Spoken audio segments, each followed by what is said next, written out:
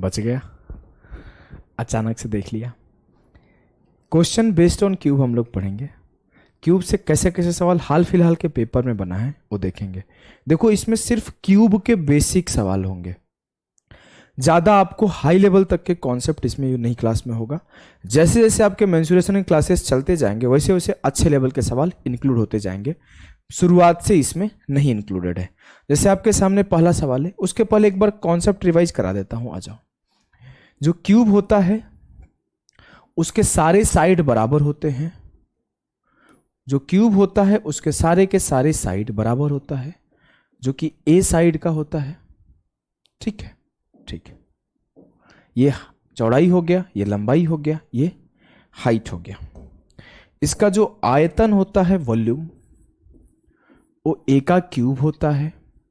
जो इसका टीएसए होता है टोटल सरफेस एरिया, वो आपको होता है 6a²। जो इसका एरिया ऑफ 4 वॉल्स होता है होता है 4a²। और जो इसका डायगोनल होता है मतलब विकर्ण, वो होता है √3a। बेसिकली इसी चार चीज से ही सवाल घुमा घुमा के पूछता है। देखो जो मेंसुरेशन है ना, उसमें थ्योरी बहुत ज्यादा नहीं होता, क्वेश्चंस के वेरिएशन बहुत होते हैं। क्वेश्चन को घुमा घुमा के प्रेजेंट किया जाता है। थ्योरी बहुत लिमिटेड है, आप हर चैप्टर में 4 6 8 फॉर्मूला पढ़ोगे, इससे ज़्यादा कुछ नहीं। लेकिन क्वेश्चन के लैंग्वेज को समझना, उसके वेरिएशन को समझना, ये बहुत इंपॉर्टेंट होता है। धीरे धीरे आप क्वेश्चनों को प्रैक्टिस से ही वो चीज़ें समझ पाओगे।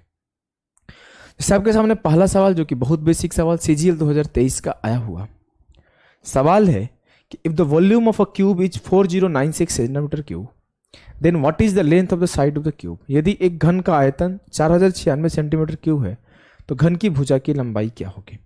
अगर मैं बोलूं घन की भुजा ए है तो मेरा वॉल्यूम कितना रहा होगा, आयतन सर a³ रहा होगा। और मुझसे बोला कि आयतन जो है वो 4096 है, तो आयतन की वैल्यू 4096 हो गई। तो मेरी ए की वैल्यू, या इट मीन्स कि घन का साइड का वैल्यू क्यूब रूट ऑफ 4096 हो जाएगा। और 4096 किसका क्यूब रूट होता है, 4096 का किसका क्यूब रूट क्या होता है, 16। बेसिक सवाल था, बहुत बेसिक सवाल था। चलो अगले सवाल को देखो। बोला है कि the length of the longest diagonal of a cube is 7√3 centimetre, find the volume. एक घन की सबसे बड़ी विकर्ण, सबसे लंबे विकर्ण की लंबाई 7√3 है, तो इसका आयतन क्या होगा। विकर्ण की लंबाई क्या होती है सर, विकर्ण की लंबाई होती है √3a। तो √3a किसके बराबर है, 7√3 के। तो a किसके बराबर है, 7 के। मतलब घन का साइड क्या है, 7। आपसे पूछा गया है घन का आयतन बताओ। घन का आयतन क्या होता है, a का क्यूब। a का क्यूब मतलब 7 का क्यूब, और 7 का क्यूब मतलब 343। Option D 343 will be the सही उत्तर ऑफ दिस सवाल। इजी सवाल, बेहतरीन, बहुत आसानी से कर पा रहे हो। अगला सवाल भी आपका CGL 2022 का है कि if the length of the diagonal of a cube is 7√3। अब जैसे ये सवाल इतना पढ़े तो आपके दिमाग घूम जाना चाहिए। अब ये सब के लिए पेन थोड़ी उठाना होता है, आपको ये सब के लिए पेन नहीं उठाना होता है, भरबली होने वाले सवाल है सब। बोला है कि length of the diagonal of a cube is 7√3। मेरे दिमाग में घुमा कि √3a बराबर होगा 7√3, क्योंकि विकर्ण की लंबाई 7√3 है। साइड मेरा 7 हो गया। मुझसे पूछा then the surface area of a cube, इसका पृष्ठीय क्षेत्रफल निकालिए। क्या होता है, 6a², 6 × 7 का स्क्वायर 49, 6 9 54, 6 4 24, 5 29, खत्म। ऐसे आपको सॉल्व करना है। मैं लिख के समझा रहा हूं लेकिन मैं आपको सॉल्व करने सिखा दिया। देखो कैसे सॉल्व करना है। ये क्या है, विकर्ण की लंबाई। विकर्ण की लंबाई क्या होती है मेरे लाल, √3a। तो √3a बराबर है 7√3 के। तो √3 से √3 खत्म, a बराबर हो जाएगा 7 के। अब मुझे निकालना है पृष्ठीय क्षेत्रफल। पृष्ठीय क्षेत्रफल क्या होता है, 6a²। तो 6 × 7 का स्क्वायर मतलब 6 × 49। आप 49 को ऐसे मन में देखो, 50 - 1, 300 में से 6 गया 294। अगर आपका आंसर 294 आ रहा है तो आप बहुत ही बेहतरीन हो, बहुत इजी से कर पा रहे हो। इस सवाल को सॉल्व करिए। बोला है कि if the side of a cuboidal box is 12 then find is total surface area. यदि एक घनाकार बक्स की भुजा 12 सेंटीमीटर है तो संपूर्ण पृष्ठीय क्षेत्रफल ज्ञात कीजिए। अगर मैं आपसे बोलूं साइड 12 है, टोटल सरफेस एरिया निकालना है, तो क्या होता है 6 इंटू 12 का स्क्वायर 144, 6 इंटू ए स्क्वायर आपका टी ए से होता है। टोटल सरफेस एरिया क्या होता है सर? टोटल सरफेस एरिया होता है मेरा 6 ए स्क्वायर, तो 6 इंटू 12 का स्क्वायर 144, 6 चौके 24 की 4, 14 छके 84 और 2 86, 864। क्लियर है? जी सर एकदम क्लियर है, हमें कोई समस्या नहीं हो रही है। चलिए फिर आगे बढ़ते हैं। अगला सवाल है कि the surface area of a cube is 864 then the volume of the cube. अब जो सवाल थोड़ा बच्चा दिमाग वाला होगा उस सवाल को पीछे वाले को याद होगा कि 864 आंसर आया था तो साइड 12 था, तो 12 का क्यूब 1728 आंसर होगा, है कि नहीं? लेकिन मैं आपको सिखाता हूं बेसिक से कैसे करोगे। घन का पृष्ठीय क्षेत्रफल 864 है, मतलब 6 ए स्क्वायर का वैल्यू 864 है। तो पहले 6 से काटोगे, 14 छक्के 84 और 6 चौके 24, ए स्क्वायर का वैल्यू 144 होगा, तो ए का वैल्यू 12 होगा, ए का वैल्यू 12 होगा। अब मुझे क्या निकालना है? Volume of the cube. Volume क्या होता है? ए का क्यूब, तो ए का क्यूब बराबर 12 का क्यूब, मतलब 1728, मतलब 1728। अब आपको ये सब चीजें याद होना चाहिए, ये 11 का क्यूब है, ये 13 का क्यूब, ये 9 का क्यूब है, आपको कम से कम 30 का तक क्यूब तो याद ही रखो। मैं जब पढ़ता था मुझे कहां तक क्यूब याद था? 41 तक आई थिंक क्यूब याद था। 41 का 68,921 होता है, 41 तक याद था। 35 का भी याद था, 42,875, 36 का भी याद था, 46,656 मुझे याद था। हाँ लगभग 41 तक याद था, 41 तक। तो आप लोग याद रखोगे तो आपके लिए डेटा आसान होगा सॉल्व करना। अब क्या है? The surface area of a cube is 5046, तो वॉल्यूम क्या होगा? अब देखो ये सवाल पूछा, इसमें आपको क्यूब की जरूरत है, गुणा करने में टाइम लगता है। आ जाओ करते हैं। बोला है कि सरफेस एरिया घन का पृष्ठीय क्षेत्रफल 5046 है, इसका मतलब है 6 ए स्क्वायर की वैल्यू 5046 है। 6 से काटा, 6 8 48, 6 चौके 24, 6 एकम 6, ए स्क्वायर का वैल्यू 841 है,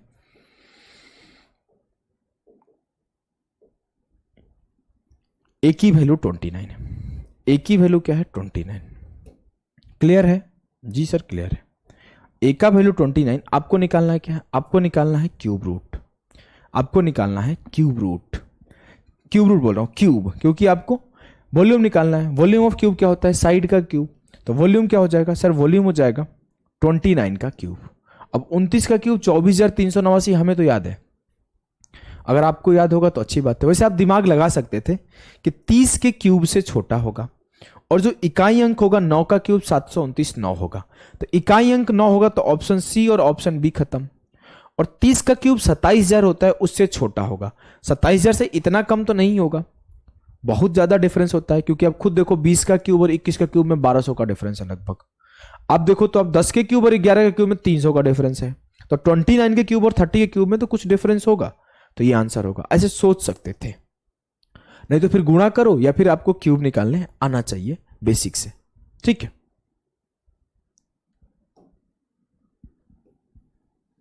अगला सवाल क्या है?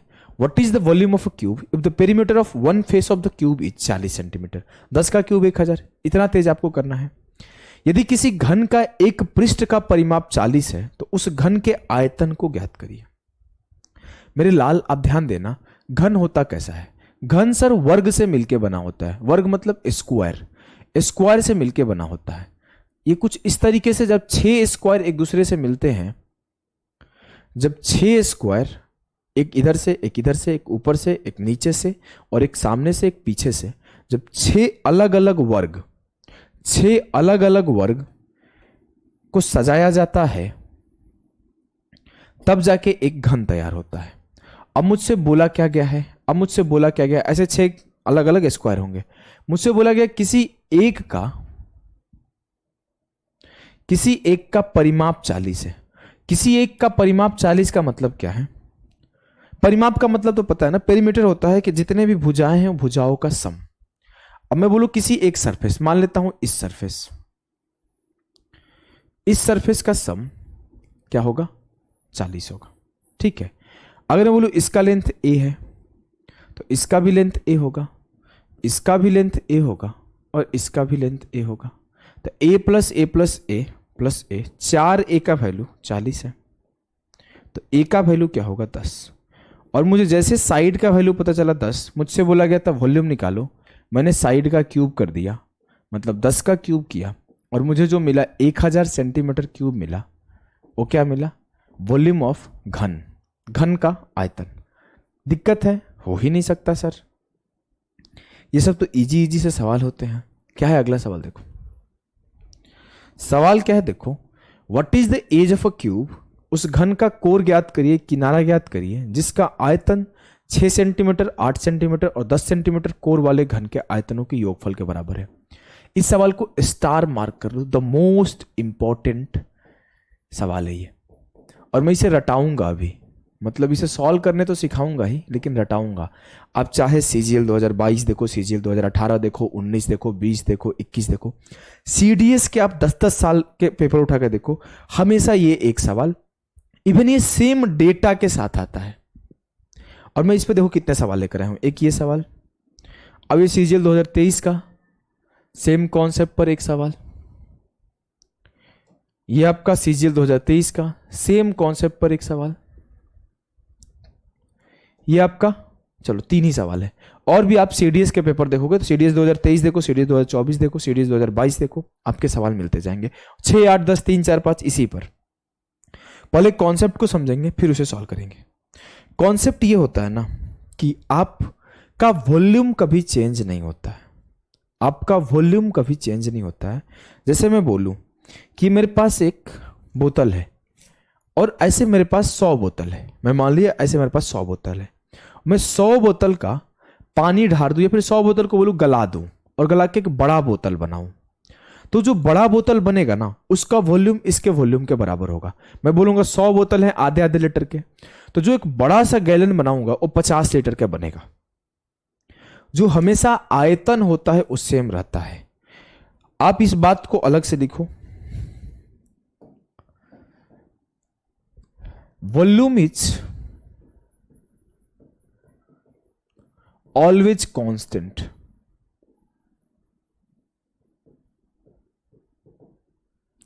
वॉल्यूम इज ऑलवेज कांस्टेंट, आयतन हमेशा फिक्स होता है, वो चेंज नहीं होता। There is no change in volume when we melt a object to make another object. अगर हम लोग बहुत सारे ऑब्जेक्ट या फिर किसी एक ऑब्जेक्ट को मेल्ट करके कोई अदर ऑब्जेक्ट बनाते हैं तो उससे हमारे वॉल्यूम में कोई भी चेंज नहीं आता है। There is no change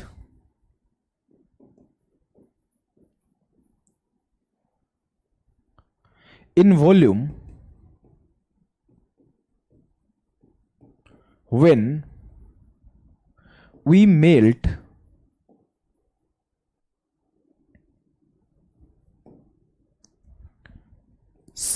one object लिख देते हैं, melt a object to make another। अच्छा, कभी आप लोग इंग्लिश पढ़े हो, अदर और अनदर में क्या डिफरेंस है? Make a, we melt a object to make other one और अनदर, क्या लिखना सही रहेगा बताना। मैं देखता हूं कितने लोगों का मैसेज आते हैं।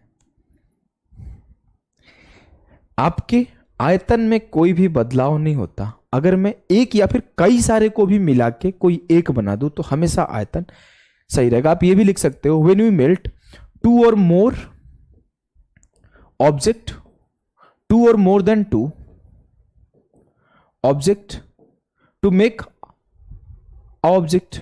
आप ये चीजें लिख सकते हो, उसमें कोई दिक्कत नहीं है। आप एक नहीं 2 या 2 से ज्यादा को भी मेल्ट करके कोई ऑब्जेक्ट बनाते हो तो उसका भी वॉल्यूम सेम रहेगा। कहानी क्लियर है? जी सर। अब मेरी बात को समझना, इसको मिटा दो, रहने देता हूं, आप लोग नोट कर लेना। अब इस सवाल को एक बार रीड करना कि उस क्यूब का कोर ज्ञात करिए। क्यूब का कोर बोलो या फिर क्यूब की भुजा बोलो। साइड ज्ञात करिए जिसका आयतन 6 सेंटीमीटर, 8 सेंटीमीटर और 10 सेंटीमीटर कोर वाले घनों के आयतनों के योगफल के बराबर है। अब मैं बोलूं, मेरे साथ बोला क्या गया कि एक 6 सेंटीमीटर क्यूब, 6 सेंटीमीटर का क्यूब था, एक 8 सेंटीमीटर का क्यूब था, एक 10 सेंटीमीटर का क्यूब था। अब इन तीनों को मिला के एक इस सबसे बड़ा क्यूब बन रहा है। पूछा है कि उसका साइड क्या होगा। मैं क्या जानता हूं, मैं सिर्फ इतना जानता हूं सर, इसका वॉल्यूम प्लस इसका वॉल्यूम प्लस इसका वॉल्यूम, इस तीनों का वॉल्यूम बराबर होगा इस अकेले के वॉल्यूम के। इस तीनों का वॉल्यूम का सम बराबर होगा अकेले के वॉल्यूम के। मतलब अगर मैं बोल दूं कि मेरा साइड इसका E है, X है, इसका साइड में मान लूं कि Y है और इसका साइड में मान लूं कि Z है, तो जो अनदर मेला आएगा क्यूब, उसका जो वॉल्यूम आएगा, मैं इसका साइड मान लेता हूं कि A है, तो जो आएगा वो आएगा रिलेशन कि x का क्यूब प्लस y का क्यूब प्लस z का क्यूब बराबर x का क्यूब। क्या आपको ये बात क्लियर है? बोलोगे यस सर क्लियर है। अगर ये बात क्लियर है तो इस सवाल को देखो। बोलोगे कि जो ऑब्जेक्ट मेरा नया आएगा, मान लेता हूं कि उसका साइड x आएगा, तो x का क्यूब बराबर होगा 6 का क्यूब प्लस 8 का क्यूब प्लस 3 का क्यूब। 6 का क्यूब क्या होता है 216, 8 का क्यूब होता है 512 और 10 का क्यूब होता है 1000, बराबर हो गया x का क्यूब। x का क्यूब बराबर हो जाएगा 1728, तो x बराबर हो जाएगा 12 के। मतलब जो साइड ऑफ भुजा आएगा, साइड ऑफ घन आएगा, वो 12 आएगा। क्लियर है? क्लियर है। ये चीज आप समझ गए। आपको ही समझना नहीं है, आपको इसके लिए पेन भी नहीं उठाना।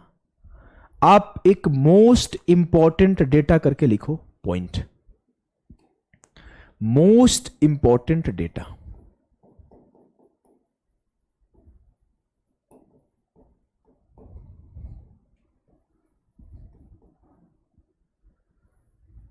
जिसमें आप ये नोट करना, ये होता है 3 का क्यूब प्लस 4 का क्यूब प्लस 5 का क्यूब बराबर होता है 6 के क्यूब के, बराबर होता है 6 के क्यूब के। देख लेता हूं एक बार, कहीं गलती तो नहीं किया हूं।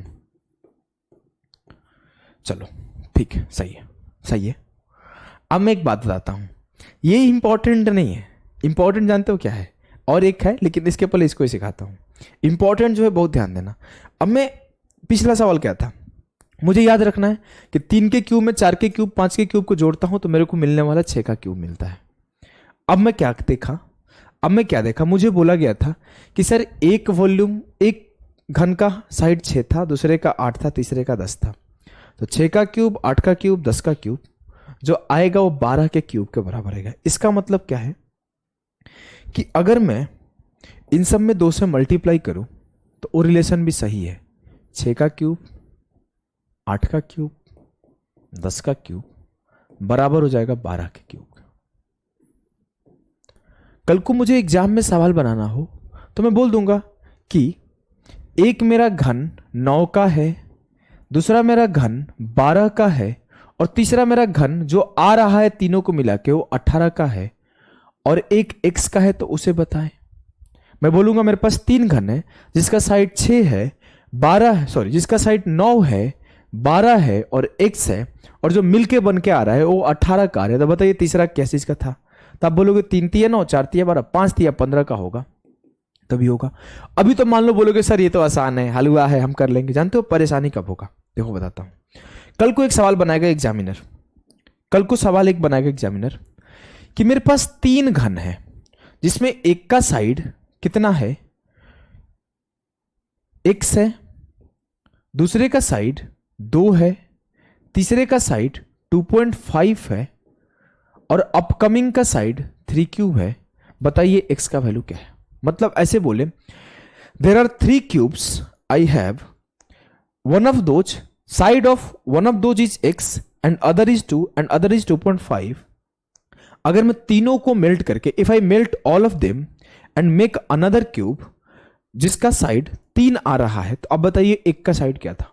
अब जो बच्चा को याद होगा सर 3 4 5 6 होता है, 3 4 5 6, 3 का आधा, 4 का आधा, 5 का आधा, 6 का आधा, मतलब जो x होगा वो क्या होगा, जो x होगा वो हो जाएगा सर, सिंपल सी कहानी है, जो x होगी वो 1.5 हो जाएगा। इससे भी मन नहीं भरा, कल को वो ऐसा बनाएगा, बोल देगा एक मेरा साइड 0.75 है, मतलब इसको 4 से डिवाइड करके बना देगा, इसको एक बार 2 से डिवाइड करके बना देगा, 3 से गुणा करके बना देगा, 2 से गुणा करके, सवाल ही तो बनाना है।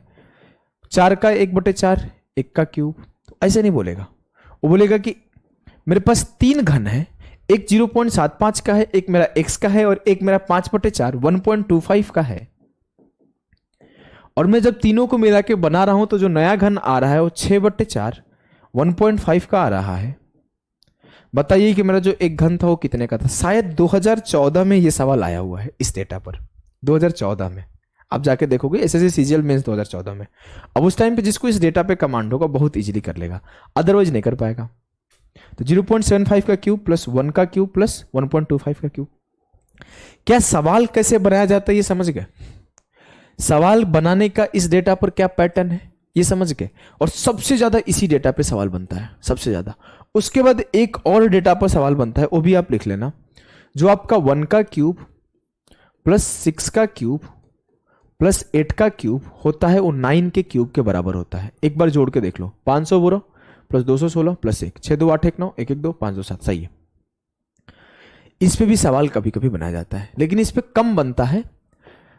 इसको तो आपको याद ही रखना है, इसको तो आपको याद ही रखना है कि 3 4 5 6, 3 का क्यूब 4 का क्यूब 5 का क्यूब बराबर 6 का क्यूब, उसको याद रखना है तो रख लो, भूल भी जाओगे तो चल जाएगा काम। ठीक है ठीक है, अब आ जाओ इसे देखो। अब मुझे इस सवाल को करना था, चाहे पिछला वाला सवाल को ही मुझे करना था, जस्ट एग्जांपल। तो क्या बोलता है सर, 6 का 8 का 10 का है, 3 दूना 6 4 दूना 8 5 दूना 10 6 दूना 12, आंसर हो जाएगा, खेला खत्म। ये 2023 का सवाल है। एक क्यूब है जिसका ईच ऑफ साइड 12 है, उसको मेल्ट करके रिकास्ट किया गया 3 छोटे छोटे क्यूब में, जिसमें बीच क्यूब के 2 का, एक का साइड 6 है, एक का साइड 8 है। तो बताइए तीसरे का क्यूब क्या होगा। 6 8 10 का मिलके 12 बनता है, बात खत्म। ऐसे सवाल सॉल्व होते हैं पेपर के, ऐसे ही होते हैं पेपर में, फिक्स पैटर्न के सवाल आते हैं मैक्सिमम सवाल फिक्स पैटर्न के आते हैं मेरे लाल। आई एम नॉट सेइंग कि ऑल क्वेश्चंस फिक्स पैटर्न के आते हैं। अगर आप 25 क्वेश्चन का सेट है तो 20 से 22 सवाल एकदम फिक्स पैटर्न के आएंगे, ऐसे ही आएंगे, फिक्स है, उसे आप देखते सॉल्व करोगे। वो जो 2 से 3 सवाल होते हैं ना, 4 सवाल, वही घुमा के प्रेजेंट किया जाता है, और बस उसी की वजह से पूरा पेपर खराब हो जाता है, क्योंकि हमें पता नहीं होता ना कौन सा सवाल कब आएगा। ऐसा तो है नहीं कि आखिर के 3 सवाल है, हो सकता है पहला सवाल ही आपको घुमा के रख दिया। तो आपको छोड़ने आना चाहिए और फिक्स पैटर्न के सवाल को पहचानने आना चाहिए। अब देखो ये सवाल, 3 cubes with side 3:4:5 are melted to form a single cube whose diagonal is 18 √3। 3 4 5 के अनुपात में भुजाओं वाले 3 घनों को पिघलाकर एक ऐसा घन बनाया जाता है जिसका विकर्ण 18 √3 है। 18 √3 विकर्ण है, तो साइड क्या होगा सर, साइड हो जाएगा 18। अगर साइड 18 है तो सर मुझे कुछ समझ में आ रहा है, 3 4 5 को मिला के मैं बना क्या सकता हूं 6, तो ये 6 का 3 गुना 18 है, तो साइड रहा होगा 3 का 3 गुना 9, 4 का 3 गुना 12, 5 का 3 गुना 15, बात खत्म, खेला खत्म, खेला खत्म। कोई दिक्कत, कोई कष्ट, कोई पीड़ा, कोई परेशानी हो तो बताइए। अरे भैया हो जाओ बड़ा, काहे भाग रहे हो, हमें लगा हो गया। हाँ, अब अच्छा सवाल है, इसे करने का कोशिश करना। इसमें एक अलग सा कॉन्सेप्ट यूज है, समझना पहले फिर आप करना। क्या है सवाल, 6 cubes each of edge 2 centimeter are joined end to end. What is the total surface area of the resulting cuboid in centimeter square? 2 centimetre किनारा के 6 घन अंत से अंत तक जुड़े हुए हैं, सेंटीमीटर स्क्वायर में परिणामी घनाभ का कुल सतह क्षेत्रफल क्या होगा। 10th क्लास में पहली बार मेरे मास्टर साहब एक बार ये सवाल समझाए थे, 10th क्लास के मेंसुरेंस में, हमें समझ में नहीं आया था, फिर मैं इसे रट गया था, लेकिन जब मैं एसएससी की तैयारी किया तो इस सवाल को समझा। अब मैं लेकिन घर जाता हूं तो मास्टर जी पूरा क्रेडिट लेते हैं कि हम ही पढ़ाए हैं, और जो सर हमें ज्यादा पढ़ाए वो कभी क्रेडिट नहीं लेते, उनसे मैं मिला था तो वो बोले मैं तो बहुत लोगों को पढ़ाता था, तुम्हारा हो गया तो उसमें से तुम, अब तुम्हारा बड़प्पन है कि हमें बोल रहे हो कि हम आपसे सीखे हैं। कभी मैं उनसे आप लोगों को मिलवाऊंगा, जो बात जिन सर से मैं सीखा हूँ वो बोलते हैं। और भी टीचर हैं जिनसे मैं थोड़ी बहुत चीज़ें पढ़ा हूँ, वो लोग सिर्फ क्रेडिट खाने में रहते हैं कि हम मेरे से पढ़ा है, मेरे से पढ़ा है, मेरे से पढ़ा है। लेकिन जिनसे मैं सीखा हूँ गणित, वो कभी ये बात नहीं बोलते हैं। 2 सेंटीमीटर किनारे के 6 घन अंत से अंत तक जुड़े हुए हैं, तो सेंटीमीटर स्क्वायर में परिणामी घनाभ का कुल सतह क्षेत्रफल क्या है? मेरे पास 6 घन थे, उसको छोड़ो, पहले छोटा सा सवाल करते हैं। मान लेते हैं मेरे पास 2 घन है 5-5 सेंटीमीटर के, एक घन इधर है,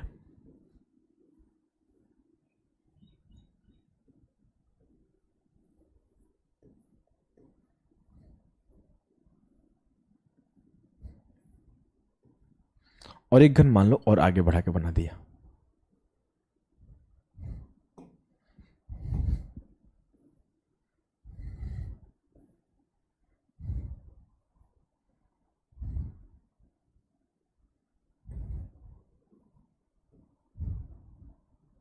थोड़ा अच्छा नहीं बन रहा है ना, अच्छा थोड़ा बनाते ना।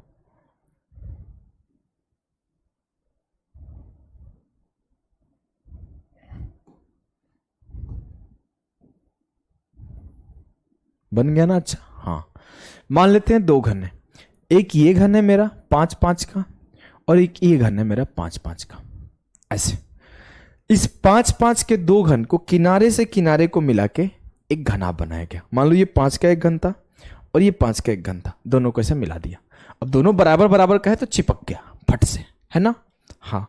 अब जो मेरा घनाभ बना वो कुछ इस तरीके का घनाभ बना, वो कुछ इस तरीके का घनाभ बना। थोड़ा दूसरा कलर मिल जाए। अब देखो किस कलर, कैसा घनाभ बना?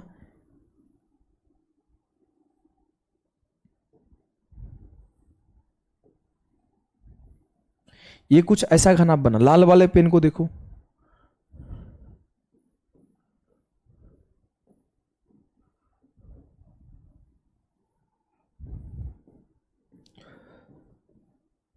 लाल वाला आपको पेन जो दिख रहा होगा वो घनाभ है।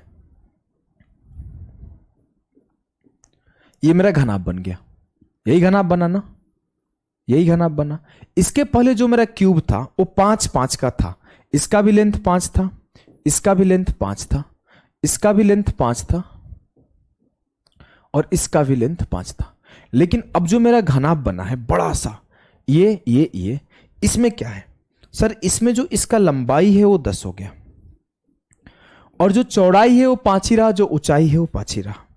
मतलब 2 चीजों को मिला के, 2 5-5 सेंटीमीटर के घन को मिलाए तो मेरा जो नया घनाभ बन रहा है वो क्या बन रहा है सर? उसकी लेंथ 10 हो रही है, ब्रेड्थ 5 हो रहा है, और हाइट भी 10 हो रहा है। क्लियर है? एकदम क्लियर है सर, कोई दिक्कत नहीं है। मुझसे बोला गया सरफेस एरिया बताओ, टोटल सरफेस एरिया, जो नया घनाभ बन रहा है उसका टोटल सरफेस एरिया बताओ। मुझसे वॉल्यूम नहीं पूछा, बात को ध्यान देना, वॉल्यूम नहीं पूछा है। ऐसा नहीं बोला है ना कि वॉल्यूम बताओ, याद रखना। वॉल्यूम पूछता तो मुझे पता है ये बात कि जो वॉल्यूम होता है वो बराबर होता है। दोनों को मिला के अगर मैं वॉल्यूम बनाऊंगा तो दोनों बराबर आएगा। अब बना के देख लो कि अगर मैं बोलूं इस छोटे घन का वॉल्यूम क्या होगा, तो 5 का क्यूब 125, उस छोटे घन का वॉल्यूम क्या होगा 5 का क्यूब 125, और मेरे घनाभ का वॉल्यूम क्या होगा, तो आपको पढ़ाया हूं L into b into h, तो 10 इंटू 5 इंटू 5, तो 125 प्लस 125 250, और ये 5-5 है 25 इंटू 10 250। देखो वॉल्यूम बराबर आ गया। तो मुझे पता है कि वॉल्यूम बराबर आएगा, लेकिन जो सरफेस एरिया होगा ना वो बदल जाएगा, क्योंकि आपके सरफेस के एरिया कम हो जाते हैं। अब देखो कैसे सरफेस एरिया बदलेगा। अगर मैं बोलूं कि इसका सरफेस एरिया क्या होता है एक अकेले घन का, तो आप बोलते सर इसका सरफेस एरिया होता है 6 गुणे 5 का स्क्वायर, 25 छक्का 150, और उस अकेले का अलग निकालता तो क्या होता 6 गुणे 5 का स्क्वायर 150, तो 150 300 हो जाता। लेकिन ये 300 दोनों का अलग अलग होता अगर मैं एक का अलग और एक का अलग निकाला। लेकिन जब दोनों को मिला के एक घनाभ बनाया तो मेरा जो आएगा टोटल सरफेस एरिया, वो टोटल सरफेस एरिया क्या आएगा सर? घनाभ का टोटल सरफेस एरिया होता है 2 into l b plus b h plus h l. तो 2 into l into b 10 into 5 plus b into h, b into h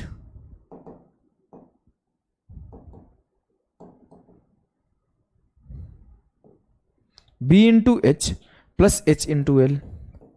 तो 2 into 50 plus 25 plus 50, तो 2 into 125। मेरा जो टीएसए आया 250 आया। जो मेरा घनाभ का टोटल सरफेस एरिया आया, संपूर्ण पृष्ठीय क्षेत्रफल आया 250 आया, लेकिन अलग अलग क्यूब का निकालता तो 300 आता। अच्छा, आपके दिमाग में चला कि सर 50 कम क्यों हो गया? पूछो कि सर ये 50 कम क्यों हो गया, बताएं कम क्यों हो गया। देखो, जब मैं टोटल सरफेस एरिया निकालता हूं तो क्या करता हूं? टोटल सरफेस एरिया, तो जितने भी सरफेस है उनके एरिया।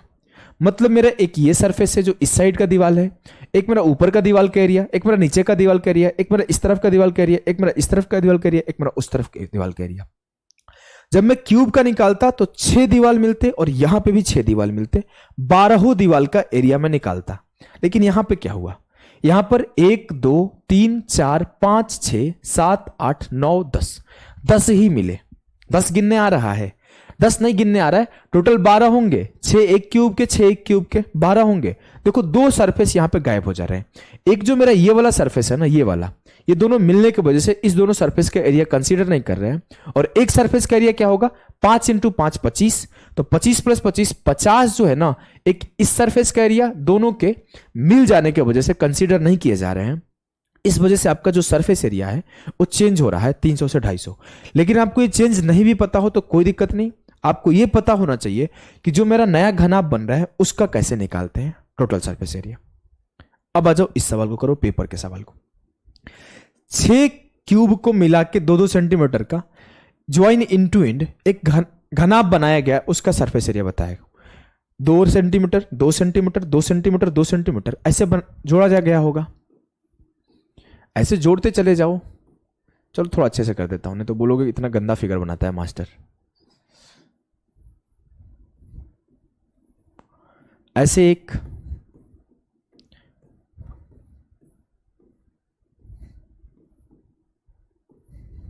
अगला ऐसे,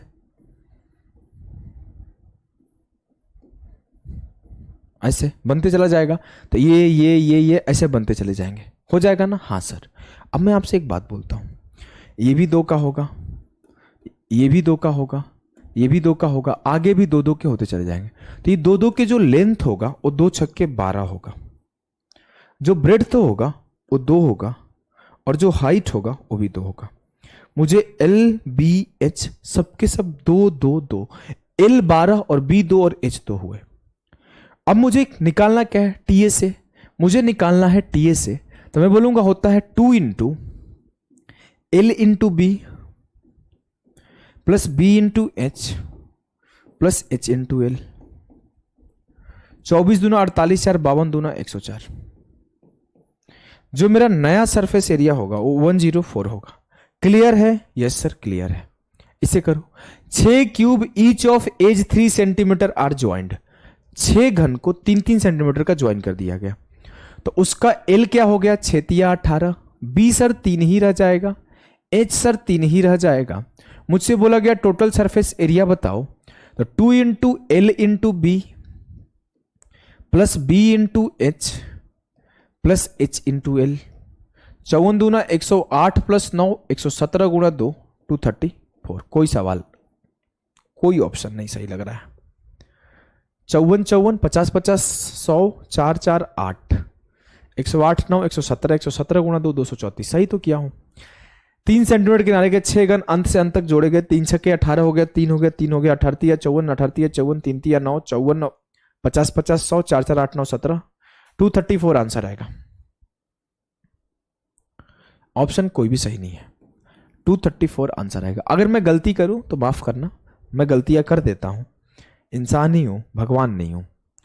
बोला गया 3 cubes of equal volume are joined into in, find the surface area of resulting cuboid if the diagonal of each cube is 6√3।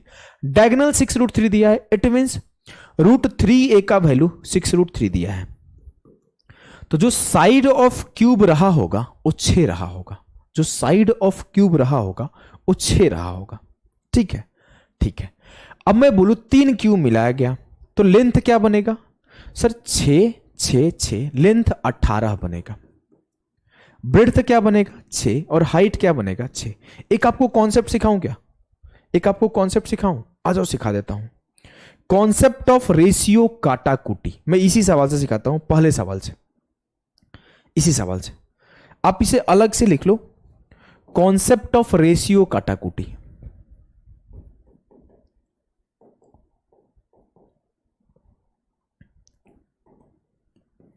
देखो ध्यान देना, मुझे लेंथ क्या मिला था? 12, ब्रेड्थ क्या मिला था? 2, और हाइट क्या मिला था? 2। मुझे लेंथ 12, हाइट 2 और ब्रेड्थ 2 मिला था। अब मैंने कैलकुलेशन कैसे किया था? मैंने कैलकुलेशन किया था कि 2 into l b plus b h plus h l, ऐसे। अब ये आसान था तो कर लिया, 2 इंटू 12 गुणा 2 24, 2 गुणा 2 4, ऐसे। लेकिन मैं आपको एक बात बता रहा हूं, आप क्या करो, रेशियो काटो। इन तीनों का रेशियो काट सकते हो, इन तीनों का रेशियो काट सकते हो। मैंने रेशियो काटा, 2 एकम 2, 2 एकम 2, 2 छक्के 12, 6 1 1। अब मैं निकाल क्या रहा हूं? अब मैं निकाल रहा हूं सरफेस एरिया। सरफेस एरिया का यूनिट क्या होता है? Centimetre square. जो मेरे लेंथ ब्रेड्थ थे वो सेंटीमीटर में थे, 12 सेंटीमीटर, 2 सेंटीमीटर, 2 सेंटीमीटर। लेकिन जो मैं निकाल रहा हूंगा वो टोटल सरफेस एरिया निकाल रहा हूंगा, और जो टोटल सरफेस एरिया होता है वो सेंटीमीटर स्क्वायर में होता है। तो आपको इस बात का ध्यान रखना है कि जितना से आप सेंटीमीटर वाले पार्ट को काटे हो और जिस यूनिट में जा रहे हो, मान लो आपने सेंटीमीटर को काटा है, उसको 2 से काटा है, अब आपको सेंटीमीटर स्क्वायर निकालना है, तो आप उसमें 2 के स्क्वायर से मल्टीप्लाई कर दोगे। अगर आप 2 से काटे हो तो 2 के स्क्वायर से मल्टीप्लाई कर दोगे, मतलब जो भी उत्तर आएगा उसमें 2 के स्क्वायर से मल्टीप्लाई करूंगा। अब मैं क्या करूंगा? अब मेरा कैलकुलेशन आसान हो जाएगा। 2 into l into b plus b into h plus h into l, तो 6 6 12 1 13 दूना 26। ये मेरा 26 ओरिजिनल उत्तर नहीं है, हमने 2 से काटा था, तो 2 के स्क्वायर से मल्टीप्लाई कर दूंगा, तो 26 चौके 104। अगर इसी तरीके से इन सवालों को भी निपटाओगे तो सब निपट जाएंगे। देखो मान लेते हैं हम सीधा बोल देंगे कि इसे 3 से काट लिया, तो 3 छक्के 18, 3 एकम 3, 3 एकम 3, जो भी उत्तर आएगा 3 के स्क्वायर 9 से मल्टीप्लाई होगा। क्या उत्तर आएगा? 3 के स्क्वायर 9 से मल्टीप्लाई होगा। क्या होता है surface area? 2 into l b plus b h plus h l, 2 into l b plus b h plus h l. 6 6 12 1 13 दूना 26 गुणा 9, 9 इंटू 26, 26 9 234। क्लियर है? जी सर क्लियर है। अब मुझे इसको करना है। मुझे पता चल गया कि एल क्या है 18, बी क्या है 6 और एच क्या है 6। अब मुझे निकालना क्या है? टोटल सरफेस एरिया मुझे निकालना है। मैं क्या करूंगा? 6 के स्क्वायर, 6 से काट दिया सबको, तो 6 3 18, 6 कम 6, 6 कम 6। अब जो भी आंसर आएगा उसे मैं 6 के स्क्वायर से मल्टीप्लाई कर दूंगा। भैया जो भी आंसर आएगा उसमें आप 6 के स्क्वायर से मल्टीप्लाई कर दो, मतलब वो 36 से डिविजिबल होगा। हाँ 36 से डिविजिबल होगा, मतलब वो 9 से भी डिविजिबल होगा और 4 से भी डिविजिबल होगा। हाँ तो देखो ये 9 से डिविजिबल है? नहीं है। 9 का रूल क्या बोलता है? Sum of digit must be divisible by 9। 6 5 11 1 12, 9 का डिविजिबल नहीं है। 5 2 7 1 8, 9 का डिविजिबल नहीं है। आंसर ऑप्शन बी होगा। कैलकुलेशन करने की नीड नहीं है भाई, कैलकुलेशन करने की नीड नहीं है। ठीक है, काट के रख दोगे सवालों को।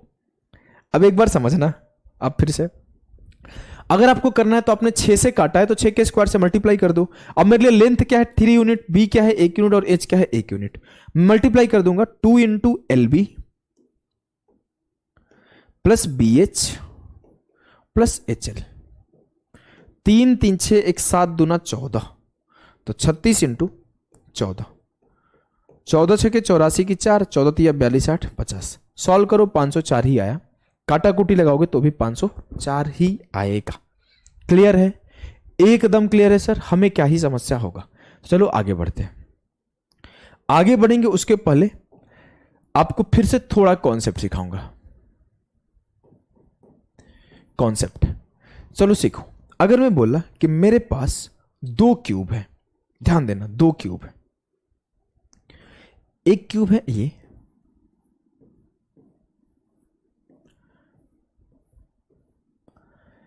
और एक क्यूब है ये।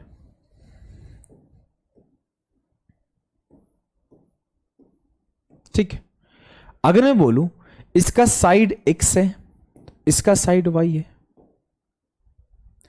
अगर मैं बोला कि साइड मेरा x रेशियो y में है, तो जो मेरा टोटल सरफेस एरिया हो या फिर मेरा एरिया ऑफ 4 वॉल्स हो, एरिया ऑफ 4 वॉल्स हो, इसका रेशियो आएगा x square into y square. मेरे से पूछे क्यूब का रेशियो क्या आएगा, तो मैं सीधा बोलूंगा x cube ratio y cube. जो मेरा साइड का रेशियो होगा उसी के अकॉर्डिंग मैं लिख दूंगा। अब कोई बोलेगा सर, बोलूंगा हाँ, आपने तो बोलता है कि टीएसए होता है 6a स्क्वायर, लेकिन यहां आपने x square ratio y square लिख दिया, जबकि इसका total surface area 6x square होगा और इसका total surface area 6y square होगा। तो मेरे लाल, हमने रेशियो लिखा है और रेशियो में कांस्टेंट टर्म कट जाते हैं, ये 6 दोनों में थे तो कट गए, और फिर इनका जो रेशियो आया टोटल सरफेस एरिया का, वो x square ratio y square ही तो आ रहा है। बात में दम है मास्टर जी, बचपन से बात में दम रहा है। ठीक है, तो आपसे अगर कोई बोले कि साइड x रेशियो y में है तो एरिया का रेशियो क्या होगा, तो सर एरिया सेंटीमीटर स्क्वायर होता है तो x square ratio y square. Volume का रेशियो क्या होगा, वॉल्यूम क्यूब होता है तो x cube ratio y cube. अब सवाल को देखो, सवाल को देखो, मुझसे बोला गया कि volume of a 2 cube are in the ratio of 64 ratio 125, then what is the ratio of the total surface area.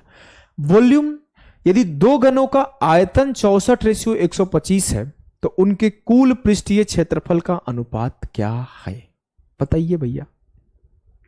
अगर उसके दो क्यूब के वॉल्यूम जो है 64 रेशियो 125 में है, वॉल्यूम किस रेशियो में होता है, x cube ratio y cube, मतलब जो साइड का रेशियो होगा क्या होगा, 4 रेशियो 5, तो जो टोटल सरफेस एरिया होगा 4 का स्क्वायर रेशियो 5 का स्क्वायर, तो 16 रेशियो 25 होगा।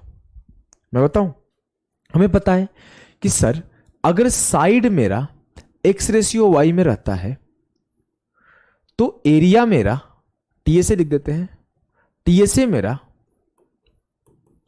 x square ratio y square में रहता है,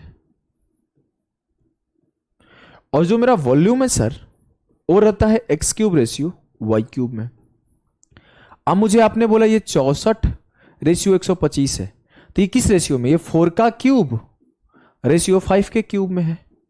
इट मीन्स ये मेरा 4 रेशियो 5 में रहा होगा, तो ये मेरा 4 का स्क्वायर रेशियो 5 के स्क्वायर में रहेगा, तो ये 16 रेशियो 25 में रहेगा। बिना पेन उठाए आंसर टिक करना, बिना पेन उठाए आंसर टिक करना था। चलो इस दो सवाल को करना आगे वाला, जो कि 2020 के मेंस में, आई थिंक एक प्री और एक मेंस में आया था, ऐसे कुछ था, एक शायद प्री का था सवाल था, ये सीएचएसएल का है। दोनों बढ़िया सवाल है, आप एक बार सोचो, तब तक मैं एक घुट पानी पी लेता। देखो कुछ सोचो, बढ़िया सवाल है। ये तो शायद मेरे शिफ्ट का सवाल है जितना मुझे ध्यान है, या फिर मेरे पेपर में नहीं, मुझे ध्यान नहीं है। इस सवाल को मैं बहुत बार पढ़ाया हूँ, यूट्यूब पे भी पढ़ाया हूँ, कई बार पढ़ाया हूँ, इस वजह से मुझे ये सवाल दोनों याद रहते हैं।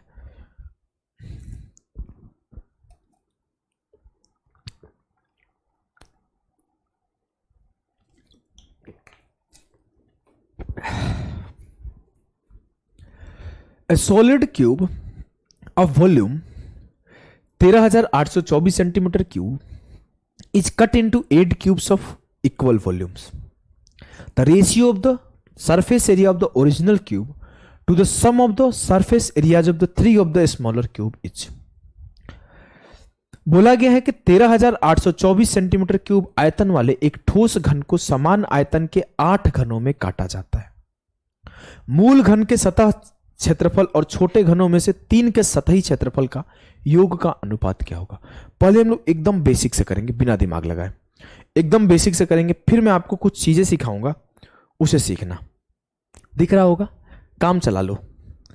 मेरे से बोला गया है कि 8 क्यूब बनाया गया बराबर वॉल्यूम वाला, और एक क्यूब को काट के अगर मैं बोलूं बड़ा वाला क्यूब जो होगा वो एक्स का होगा, एक्स का होगा, तो उसका 24 साइड होगा। 24 का क्यूब है भाई, मेरे दिमाग में बहुत तेज चलता है कोई बात नहीं। अच्छा कहानी समझो, एक बड़ा सा क्यूब था, 13,824 24 का क्यूब है, इस वजह से मैं इतना मुंह से निकल गया।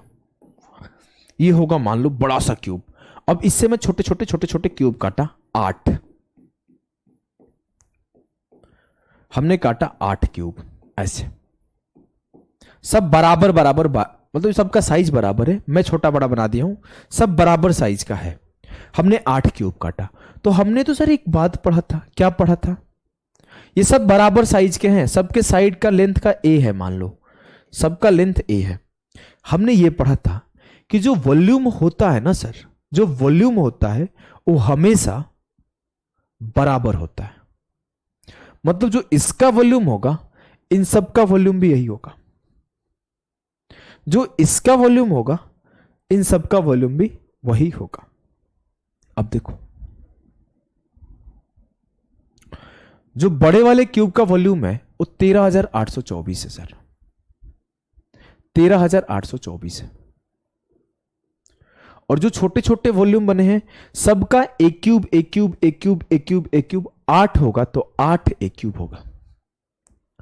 तो 8 एक क्यूब बराबर है इसके, तो 8 से काटा, 8 एकम 8, 5 बचा, 8 साते 56, 2 बचा, 8 दूना 16, 8 अठे 24, एक क्यूब बराबर हो जाएगा 1728 के, तो ए बराबर हो जाएगा 12।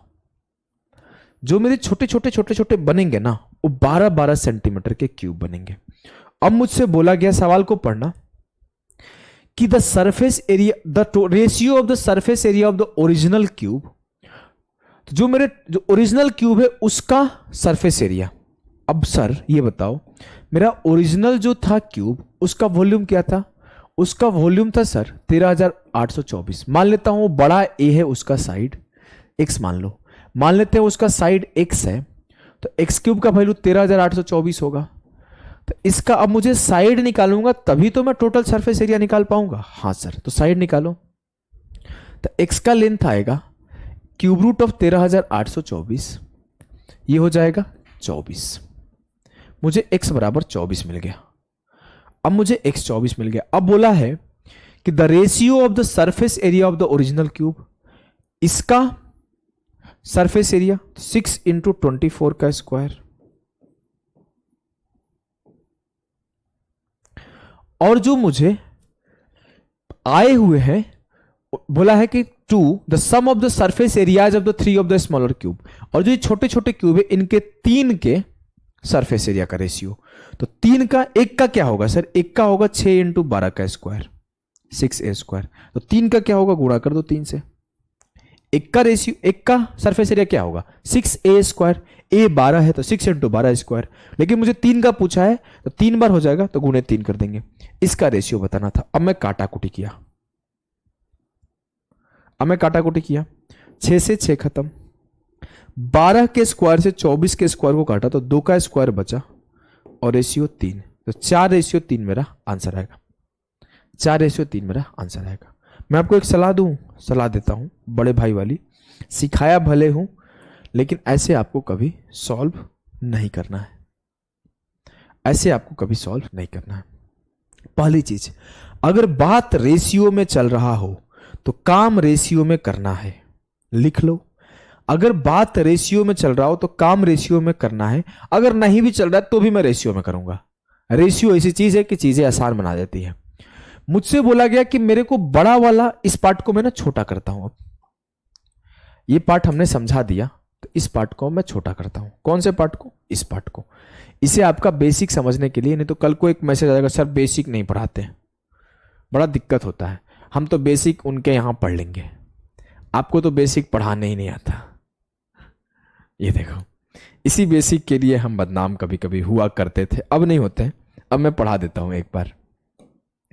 अब हमारा सवाल क्या है, सवाल है कि सर एक बड़ा सा क्यूब था, उसको पिघला के छोटे छोटे 8 क्यूब बनाए गए, छोटे छोटे 8 क्यूब बनाए गए। मैं अपने आप से बोला जो बड़ा क्यूब था उसका वॉल्यूम अगर 8 रहा होगा, तो जो छोटे छोटे क्यूब बने होंगे वो एक एक के बने होंगे, एक एक के बने होंगे। ये बड़ा को बी और छोटा को सी, मैं लिख दिया बड़ा को बी और छोटा का सी, और यहां वॉल्यूम का बात कर रहा हूं। मैं अपने मन में बोला जो बड़ा वाला मेरा क्यूब बना होगा, उस बड़े वाले क्यूब का अगर मैं वॉल्यूम 8 यूनिट मान ले रहा हूं। क्यों 8 यूनिट माने सर?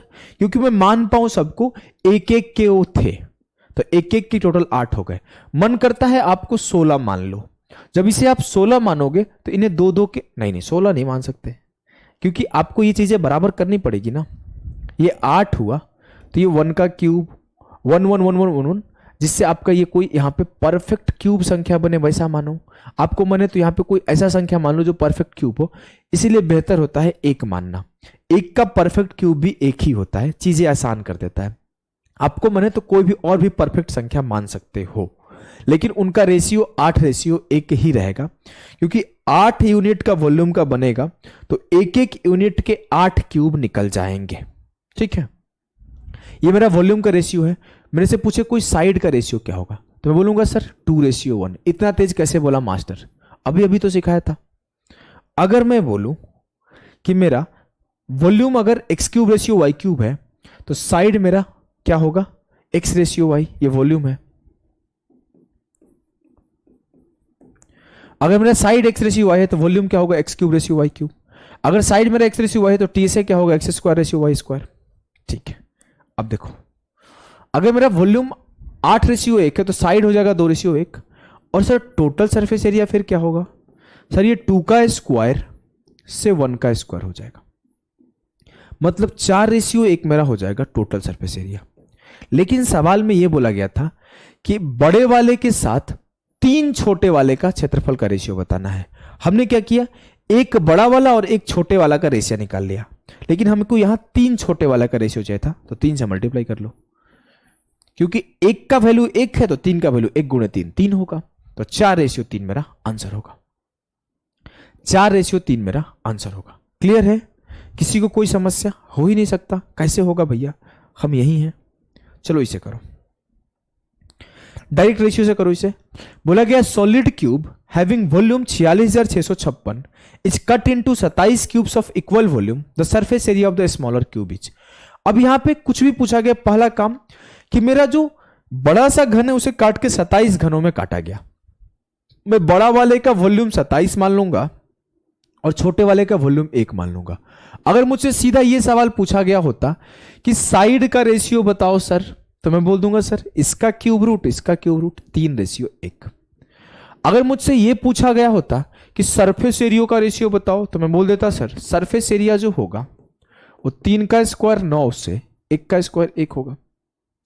अगर मुझसे यह बोला जाता कि बड़े वाले के सरफेस एरिया के साथ 10 छोटे वाले का सरफेस एरिया बताओ, तो 9:10। बड़े वाले के सरफेस एरिया के साथ 4 छोटे वाले का सरफेस एरिया बताओ, 9:4। बड़े वाले के सरफेस एरिया के साथ 27 छोटे वाले का सरफेस एरिया बताओ, 9:27। यही तो सवाल बनते हैं, ऐसे ही सॉल्व होते हैं एक लाइन में सवाल। लेकिन हमसे पूछा क्या गया? हमसे पूछा गया कि a solid cube having volume 46,656, बड़े वाले का वॉल्यूम 46,656 है, तो छोटे घन का सतह क्षेत्रफल क्या है? छोटे घन का सतह क्षेत्रफल क्या है? प्रॉब्लम यही है, मुझे इसका वैल्यू दिया हुआ है 27, x³ का वैल्यू दिया हुआ है कि 46,656 है, और मुझसे 1x² का वैल्यू पूछा हुआ है। सर ये आप अपने मन से x² क्यों लिख रहे हो? अरे भाई मैं बताया था कि ये हमेशा x/y में होता है, ये x²/y² में होता है, क्योंकि एरिया जो होता है सेंटीमीटर स्क्वायर में होता है, और जो क्यूब होता है वो x³/y³ में होता है। ऐसे ऐसा कहानी होता है। तो आप इतना दिमाग मत लगाओ, हम लोग इतना दिमाग नहीं भी लगाएंगे तो चल जाएगा। इतना दिमाग हम लोग नहीं भी लगाएंगे तो चल जाएगा। सिर्फ आपको छोटी सी चीज याद होना चाहिए, ये जो 46,656 है ना, वो 36 का क्यूब रूट है। ये जो समझाया था, ये समझाने के लिए कौन सा क्यूब है, कौन सा नॉर्मल है, कौन सा स्क्वायर है, इस वजह से लिखा था। आसान है सॉल्व करना। मुझे पता है कि अगर मेरा क्यूब का वॉल्यूम क्या होता है, बोलोगे सर a³ का वैल्यू क्या होगा? 46,656। तो ए की वैल्यू क्या आएगी सर, ए की वैल्यू आएगी 36। और जैसे मेरा ए 36 आया तो मैं ये बोल सकता हूं कि मेरा साइड जो है 3 यूनिट बराबर है 36 के, तो बड़ा वाला का वैल्यू 36 है तो छोटे वाले का वैल्यू 12 हो जाएगा। बड़ा वाला का वैल्यू 36 है तो छोटे वाला का वैल्यू 12 हो जाएगा। 3 यूनिट बराबर 36 है तो 1 यूनिट बराबर 12 हो जाएगा। मतलब जो भी मेरे छोटे छोटे क्यूब बने होंगे वो 12-12 सेंटीमीटर के बने होंगे। मुझे उसका पूछा है क्या, सरफेस एरिया, तो 6 इंटू 12 का स्क्वायर कर दूंगा, 6 इंटू 144, 864 मेरा जो आएगा वो सही उत्तर आएगा। क्लियर है जी सर, एकदम क्लियर है। तो ये सेशन आपका यहीं पे कंप्लीट होता है। मिलते हैं नेक्स्ट सेशन में, तब तक के लिए बाय बाय टाटा। अगला सेशन क्यूबर्ड का होगा, ये क्यूब आपको यहीं पे एंड हुआ। क्यूबर्ड का सेशन थोड़ा लंबा होगा इससे भी ज्यादा।